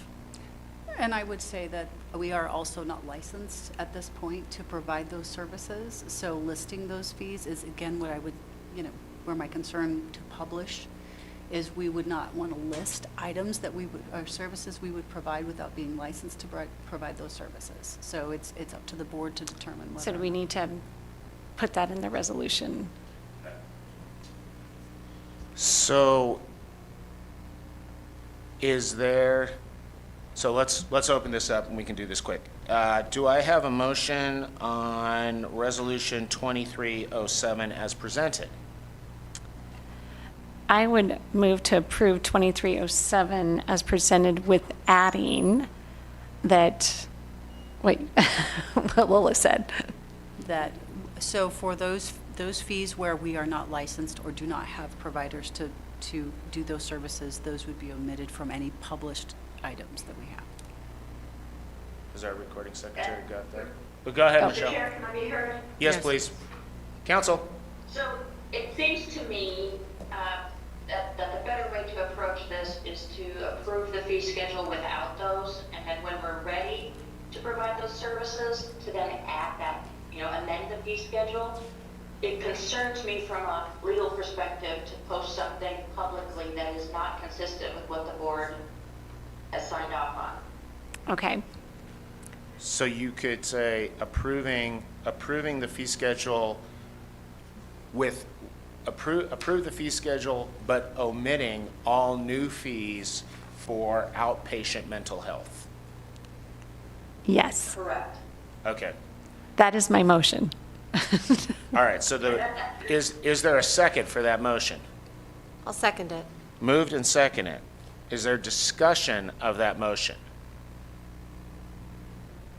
So the motion on the table right now, as proposed by Commissioner Cuny, is to approve the 2024 fee schedule for SRHD, omitting all new fees for outpatient mental health and Siri code outpatient mental health. So those are the two sections in the fee schedule where new fees are proposed for opioid treatment program outpatient mental health. Treatment services outpatient mental health. All in favor? Aye. Aye. Are there any opposed? Hearing none opposed, the resolution as amended, or the fee schedule as amended is approved unanimously. Thank you very much. So that gets us to Resolution 2308. And this is a number of things. These are basically year-end housekeeping issues. I will run through this very quickly. 2308 is a multi-part resolution. This is a resolution from the Board of Health to the Board of County Commissioners. It proposes the following. The non-elected members of this board need to be reappointed to an additional 2-year term. Their term expires on January 31st, 2024. So this resolution would ask the Board of County Commissioners to reappoint our 3 citizen members. It would ask the county commissioners to expand the board to include all 5 members of the Board of County Commissioners. It would ask the county commissioners to remove the other elected, the city-town elected representative. So basically, my position would go away. One of the arguments of this has always been that jurisdictions are not proportionally represented on this board. With a 5-member county commission that is directly elected by the electorate, represents everybody in the county, the argument can be said that the Board of Health fully represents all voting individuals in Spokane County, because everybody votes, and they vote for their commission, and they vote by district. In order to do that, it would ask the county commissioners to add 1 additional non-elected individual, because it has to be balanced. So you would be adding 1 more elected. Technically, you'd be adding 2 county commissioners, but getting rid of this position right here. And so that position, that non-elected individual could come from any one of the 3 buckets, tranches, whatever you call them as carried out in House Bill 11. What? In 1152. And then the last housekeeping item is, again, send a formal written request to the American Indian Health Commission for Washington State, requesting a designee for the tribal position on this board. I think that is something that until the American Indian Health Commission for Washington State sends a representative, I would say that annually the request needs to be made by this board. So this would be the board asking the county commissioners to consider that. So for you 3, I'm sorry, it would kick it into your court with your other 2 commissioners, but I do think it's important that at least you reappoint these individuals, make the request to the American Indian Health Commission, the American Indian Health Commission for Washington State, and then seriously consider expanding this board to encompass all voters, all citizens of Spokane County. Commissioner Keeney. So I guess I just want to be clear that as we vote on this, that I'm voting only to move it to the county commissioners, not that I'm choosing to agree to what is in this, that it is, otherwise I would feel like I'd have to abstain. So as long as it's that we are just putting this forward to the county commissioners, for the county commissioners to then make that decision. And I don't want the public to interpret that by us approving this as a county commissioner, that I'm approving what is in it, that I'm just approving it moving forward to the county commissioners to then have us have the discussion and make those decisions. I would say it needs to be made clear to the public that Commissioners Waldorf, Cuny, and Kearns would be voting with their Board of Health hats on today, not their Board of County Commissioners hats on today.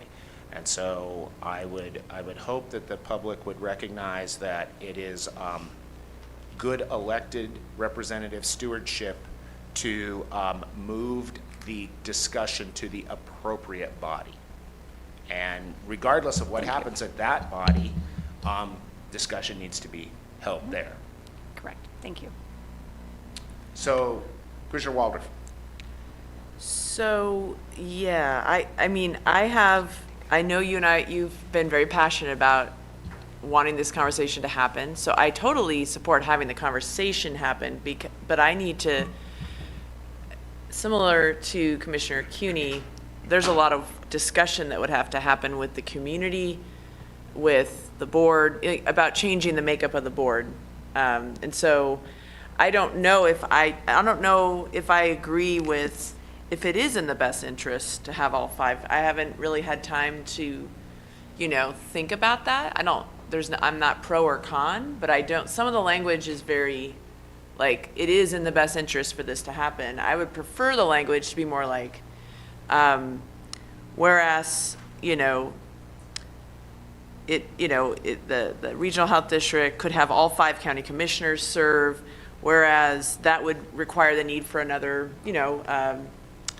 at-large citizen member. But I just don't know if I can say I agree with everything in this statement.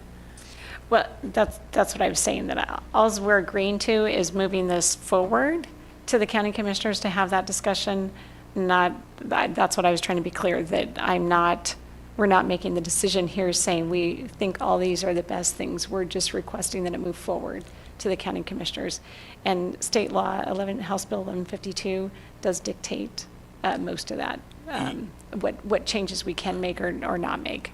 You're going to have to do it anyway, because come January, you're going to have to fill, regardless of if you move forward with 5 or not, you're going to have to fill this seat. So I'm just saying, you might as well have it there for full consideration of everything, because otherwise this seat's got to be filled for January meeting. Okay, so any other discussion on this? So would anyone be open to like putting the word consider then in the now therefore be it hereby resolved, to reappoint the non-elected appointees? I have no problem with that. But at the bottom, consider expanding to include all 5 members, consider removing the city town elected representative. Because I don't know if I agree with everything in here. How about this? I'm sorry. It says right there, requested to. But that's I think that the community will read this. I mean, people will say, oh, well, that's what the whole board said they wanted. And I'm like, well, I don't know. I need to talk to other city town representatives to know if they think that position should be removed or not. So here's what I would say, Commissioner Waldorf.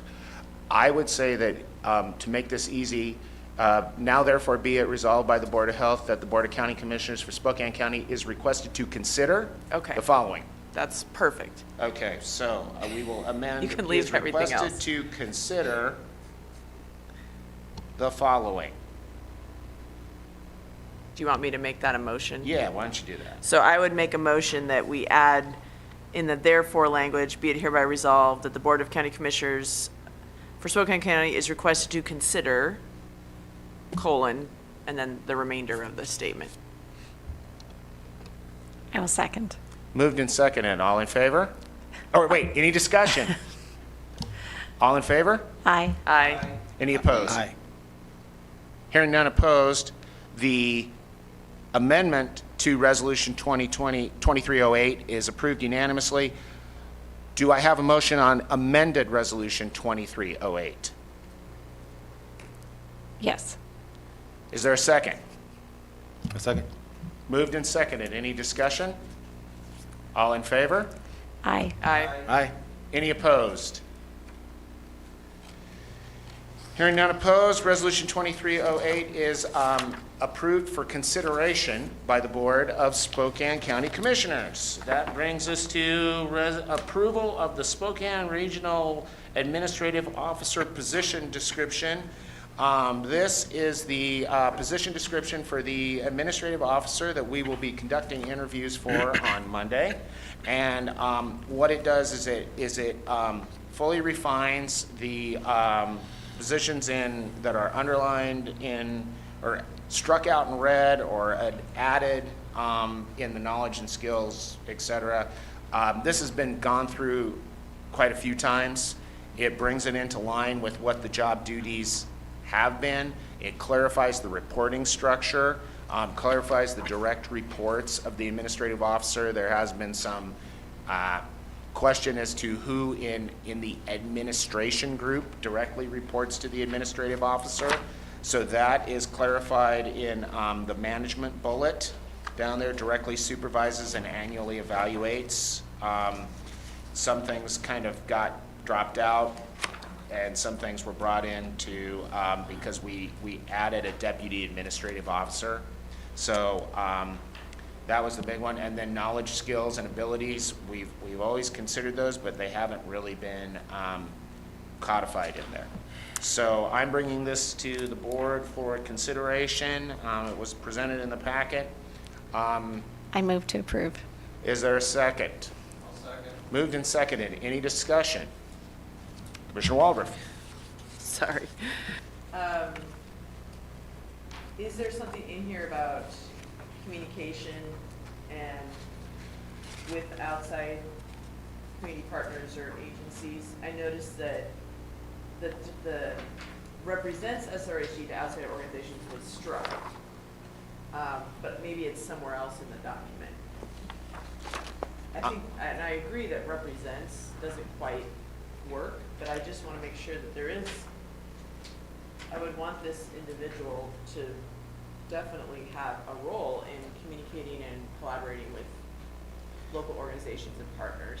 I think that's a discussion that was previously brought about with in the job duties descriptions between the administrative officer and the health officer. As there are things in here that says that this individual regularly communicates to the Board of Health and other state and local officials. So there are things in there that say that that person needs to communicate directly with who they need to communicate for as part of the job duties. It's not always clear as to how much this individual should have a role and responsibility in communicating with other health entities. Based on that would be based on the collaboration between the AO and the HO. Right, I wasn't talking about health entities per se, but just other external stakeholders, community groups, like the external groups that are going to be interviewing the candidates on Monday. Obviously, we're having them interview this candidate because we assume they have a role to play with external stakeholders. So I just want to make sure that that's in there, because I can't imagine an administrator that would just sit in the building and never collaborate around the vision of the agency. I would say with the community. The last time we hired an administrative officer, it was because we sculpted the position because that administrative officer was not always in the building or supervising employees. We as the board way back then wanted somebody who was directly in the office and directly overseeing the health district. and wasn't spending all their time on outside committees. Yeah. So I think, like under leadership, the last bullet, that it's, to me, I read that to be in consultation with the executive leadership team, that they're working to figure out who's the right person to go do all those things. Because it doesn't have to be the health officer or administrator. It can be other people on the team. Sure. I mean, creating the strategic plan for the agency is huge for this individual. And I would assume you'd be connecting with community partners when you're creating that strategic plan, since the agency is a public agency, you know, and then when changes might be made operationally that impacts different community partners. I'm not talking about like healthcare providers per se, but housing partners, neighborhood-based partners, those types of things. I would just say that the direction of this agency is set by this board. This is a governance board. Yeah, I saw that, but it doesn't say. The people who should be communicating with the outside partners are the elected officials and board members of this board, and then instructing the administrative officer as to the policy of the board. This is the governance board. It's not for that AO all the time to go out and solicit. They can do things as part of that, but communicating amongst people and directing this agency is up to this board. That's the point of the governance board. Well, and I think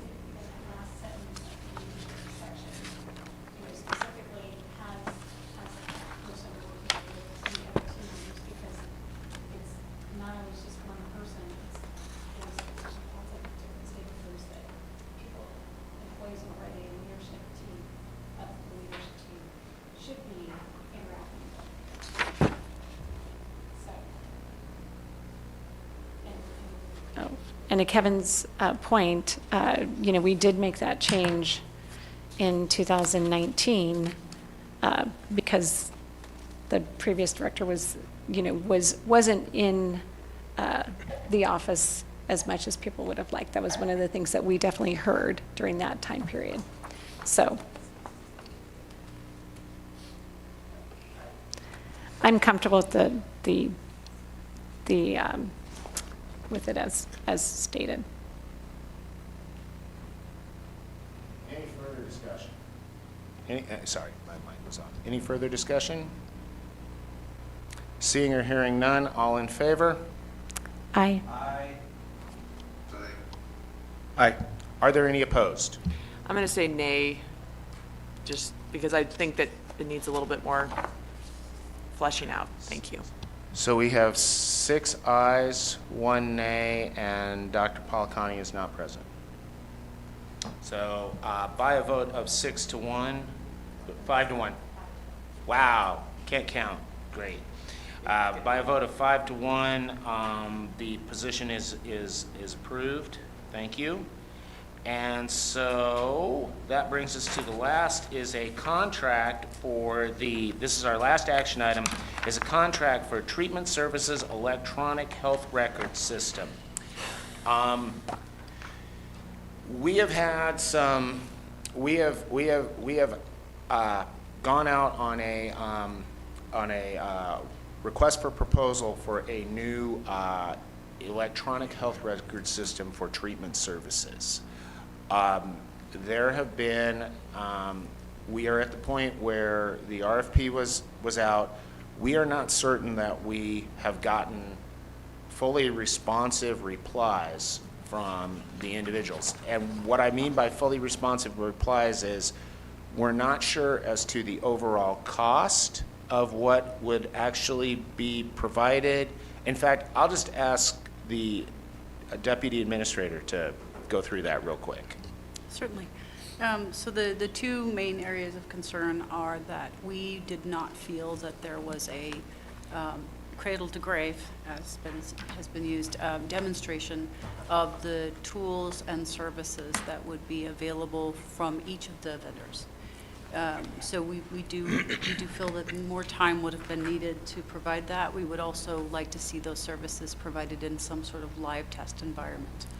And then the second portion to Chair's point is that the pricing structures that we were provided did not provide enough information, or were not straightforward enough for this board to be able to understand the actual annual cost to operate a new system.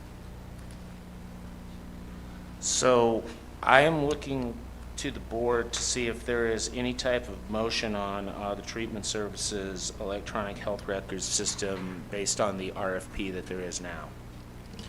Mr. Chair, I move to reject all proposals for the Treatment Services Electronic Health Records System and to direct the Procurement and Contracts Program working with the Treatment Services Division to issue a new request for proposal requiring vendors to provide a greater detail of their operating systems, an in-depth live operating system demonstration to allow a test environment. Is there a second? Second. Moved and seconded. Any discussion? Seeing or hearing none, all in favor? Aye. Aye. Are there any opposed? Hearing none opposed, the motion is passed unanimously, and we will direct the appropriate individuals to begin work on a new RFP for that. Thank you very much. So, for folks here, our action items are over. If people need to hit the road, I would say this is a good time, and then we can move into reports. So right now, reports are our administrative officer and the proposed, well, you go ahead. It's all yours. All right, I'm gonna see if I can, oh. So it's,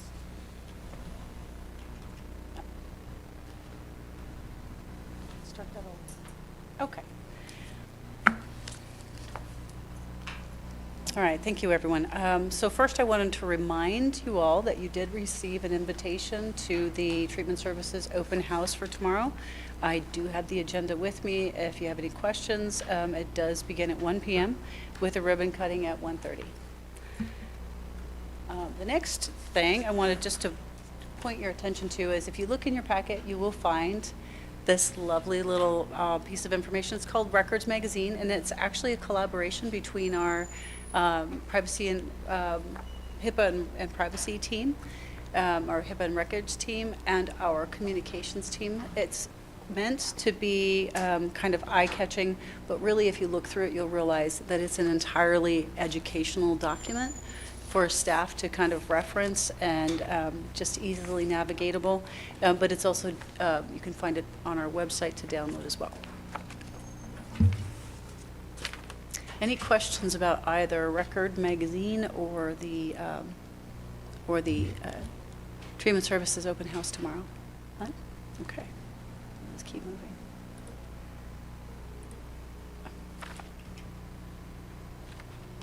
Okay,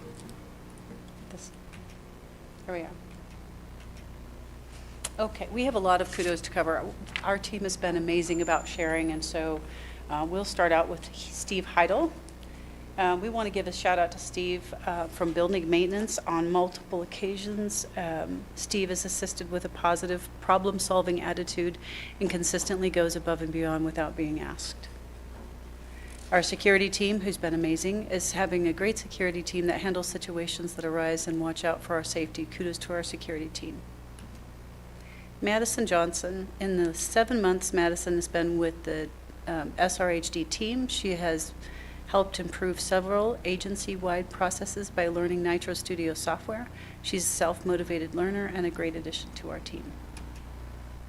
Heather Smith, in her new substance use disorder professional position, Heather has been doing an amazing job working with individuals on our program while working on strengthening our relationship with the staff at the Spokane County Jail. Brad Tapscott volunteered to take veterans in our program into his caseload. This will ensure that veterans get consistency and continuity to be successful in their recovery efforts. Tessa Rigo. A client call came in for Tessa. The client said she was kind, and thought she was very good at her job. He also added that she was extremely helpful and knowledgeable, and it was a pleasure to work with her. We are lucky to have Tessa on our team. Ariana Semko is a community worker with a focus on working with the Slavic population. She recently organized a successful health fair for this community. Ariana was able to get several partners who offered support services to join SRHD in providing important information to over 200 people. Aja Richardson and Chantel Zettel, a Vital Services client, writes, "This is a quick email to let you know about wonderful service I received today at Vital Records. You obviously have an outstanding team. Thank you for your excellent customer service." Martin Koladrub has been consistently dedicated to getting the 8th Avenue building ready for all treatment services staff and patients. His dedication is appreciated. Wendy Brezentine. Wendy has gone above and beyond ensuring that all community communications are in place, as well as assisting management with communications with staff and other external partners. She's consistently working to find ways to ensure that patients are focused and treated well, and that staff are respected and feel appreciated. Adam Martin always works to ensure that all staff that he works with in all departments feel at ease and that he is approachable. He makes IT issues not as difficult for people to understand because of his great communication. Our Beginnings Matter team, Spokane Regional Health District, is excited to join the Hope Innovation Network, a program of the Center for Community Engagement Medicine at the Institute for Clinical Research and Health Policy Studies at Tufts Medical Center. Please take a look and congratulate our Beginnings Matter. Take a look at the website and congratulate our Beginnings Matter team on receiving this recognition after so much hard work. Ann Bruce, a special kudos to Ann. Ann is retired just recently after 24 years of working in HIV case management here at SRHD. We wanted to tell Ann thank you for the difference that she's made. It has been an honor working with you. Jeannie Schumann. The DPR managers would like to recognize our amazing senior executive assistant, Jeannie Schumann. Jeannie is the glue that holds our division together and keeps it running smoothly. Right. Thanks. Yeah. All right.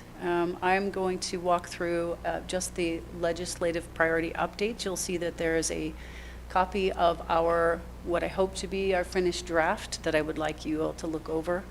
And I'm just going to highlight those things that we've changed. So the Policy Education Committee met to review changes for the 2023 ask, and have approved this draft to move forward for the 2024 legislative session for the board's review. These changes were put forth by a working group of staff internal to the district, as well as reviewed by the committee. Community well-being and resilience. Under the community well-being ask, an additional ask was added to change the reporting age of child death fatalities from 17 to 18 to incorporate data for students through high school. Details for this ask will be found on page 5. Under equity, Medicaid reimbursement and availability of doula services was removed, since we know that's an administrative discussion right now. Detail is on page 6. The community has recognized the need for support to increase the number of languages, health materials that are available at the state level, specifically languages that reflect the Spokane community, such as Ukrainian, Russian, and Marshallese. There were no changes to the NFP program for the 2024 legislative session. Under substance abuse prevention and treatment recovery, you'll find details for this on page 7. Due to funding increases, the community has removed the request for more funding. However, the need for training opportunities for healthcare providers is still of concern, so we have left that. And under administration, no changes were made to the legislative ask, which was to reform documentation systems to reduce redundancy. You can see the details of that on page 7 as well. Are there any questions? Questions for Lola? Thank you very much. So that brings us to Ms. Kremars and the budget report. Financials, please.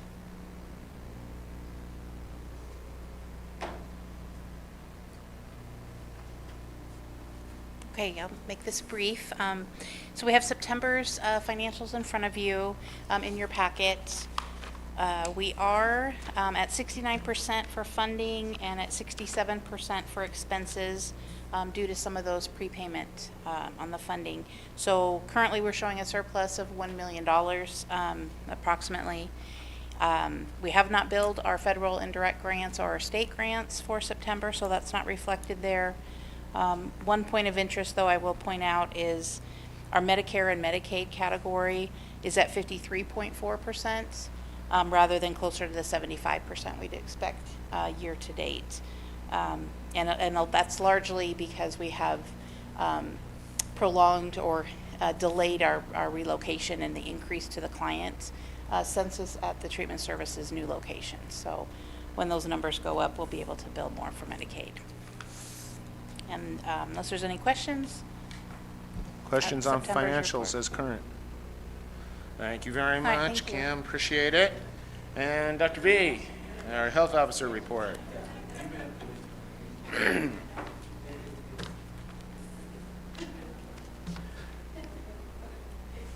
So good afternoon. So I have a kind of a lengthy report, but let me give you the highlights because all of the information will be provided to you. And I just want to kind of point out, this is like what DPR does all the time. And one of the reasons why we need the type of staff that we have. But a couple of things. So we are in respiratory virus season, so we're tracking RSV, COVID, and flu. All of them at this particular point in time. We have vaccines for all three right now. RSV specifically for 60 and older and pregnant women, and monoclonal antibody therapy for children that was coming available. We did have a positive rabies test for a bat recently in Spokane County, and I'm not going to show you all of the slides because there's about 47 slides. But one of the reasons why we follow that is because in the state of Washington, bats are the natural carriers of rabies. And particularly over the last couple of months, when the juveniles are more active and start flying on their own, we have a long list of phone calls every day about bat encounters, children, pets, et cetera, all of which need to be investigated, and we do that. And we did have a bat that was positive for rabies. Next, we have Listeria. Listeria is one of those bacteria that can grow in under refrigeration. So there was basically multiple cases in the west side of the state in one of the chain restaurants, of which there's one in Spokane. We did not have any in Spokane. But in the west side of the state, there were 6 patients identified. 3 of them died. It's a bacteria that can be quite severe. It's one of the reasons why we tracked it very, very carefully. Good news, the restaurant from the food chain here in Spokane is doing a great job. Our environmental public health services and our epidemiology team was all over it and working with the restaurant very closely. Now, we are also tracking in the state of Washington Candida or Candida auris, which is a long history. I can give you the whole history. But basically, it's a fungal infection that typically impacts those that are critically ill, such as people that are on ventilators, people that are intubated, people that are bedridden in ICU beds, and it can be quite fatal. And it's something that we have started to track because we did have the fungal infection identified in the state of Washington for the first time this year. So it's one additional disease that we're going to be tracking as we go forward. Then we have Shiga toxin producing E. coli, basically causes severe diarrhea and other GI symptoms that can be quite severe, particularly in children. We did have a infection in early learning facility. There were several children that were impacted. One of them was in the hospital with hemolytic uremic syndrome. He did survive. But we did have to go in full force with this early learning center and those that were related because kids do move around. A lot of investigation by the team. Recommendation: the center was closed, disinfected, so we did not have any additional cases. And because we were able to be proactive, we prevented any additional cases, which is the most important thing. Then, as we're speaking now, we do have a group upstairs being facilitated by Mark and Kira from our team, bringing together all of our community partners to talk about cold weather response as we start to get cold. What are going to be the beds, what are going to be the shelters, what's going to be the facilities that are available. This is similar to what we did with wildfire smoke and extreme heat. So we've translated this into a new effort on cold weather. Now, we have had a lot of activity around sudden, unexpected sudden infant death. And in your packet, you'll see some pictures. The team here, led by Mia Thompson, has done a great job of providing training for providers. We've done a Facebook Live, and there's a lot of other activity around that. And it's one of those conditions that, as the title implies, we don't know why some infants under the age of die pass away when they're asleep. Now, there could be some accidental suffocation, et cetera, but most of this, we don't know the reason for it. Now, I do have a lot of activities that the team has participated in, so you have a list of those in there. And you'll see the pictures, the Junior Firefighter Academy, the RFP for the Identification Assistance Support Program is a grant that we were awarded. We had the first event a couple of weeks ago. We were able to facilitate 67 different people from getting ID, and that way they can apply for whatever the services are, et cetera. We have a second one coming. We also participate in the Backpacks for Kids, so we got this very nice letter from the Salvation Army. We did have the annual school inspection training for ESD 101. That went very well. We have put together report cards in terms of routine immunization attainment for all of our school districts by building. We did present that to the Spokane superintendents, and now we're deploying to share the specific information with each school within the district. And last but not least, we have had about 4 community-based presentations of our quality of life survey. Last 2 in the last couple of weeks, Rotary 21 and the Health and Education Leadership Development Group, which is a large group that is sponsored by Greater Spokane Incorporated. We did that presentation, I think it was Tuesday of this week. We have 3 requests for additional presentations in other community organizations, and that's very important because that information does inform what a lot of other organizations, including healthcare nonprofits, do.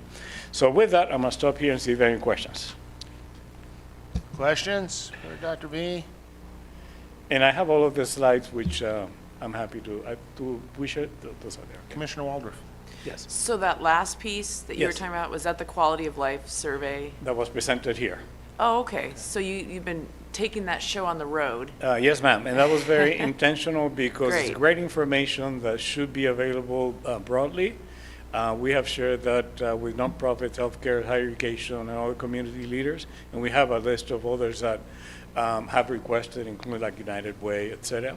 It's great information, and the team, Brittany and Danielle, particularly Brittany, who's on most of them, we can tailor make, meaning add and or subtract slides to address very specific issues that may be germane to a particular segment of the community. It's been very well received. I've gotten really positive feedback, and it's one of the things that we want to continue doing. Because what is the point of having all this information if we don't make it available? And even if we have it on our website, which we do, sometimes you have to go where people are to make sure they get it. No, I think it's great. Thank you for doing that. Yep.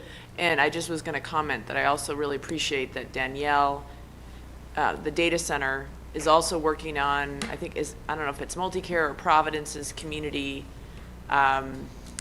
assessment. Needs assessments. And they're digging in on a couple different topics this fall that are in line with the votes that came out of the Priority Spokane process around, I can't remember offhand, but around mental health, access to mental health care and treatment, as well as affordable housing.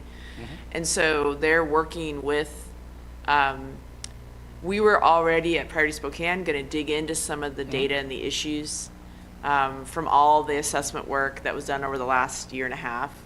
But they're helping us do that because they were already going to do these community conversations. So anyway, I just want to do a shout out to Danielle and her team, and the data center is really out there trying to connect the dots and not have people duplicate efforts. Right. There's not enough of us to do all this work, so it's really great to have their partnership.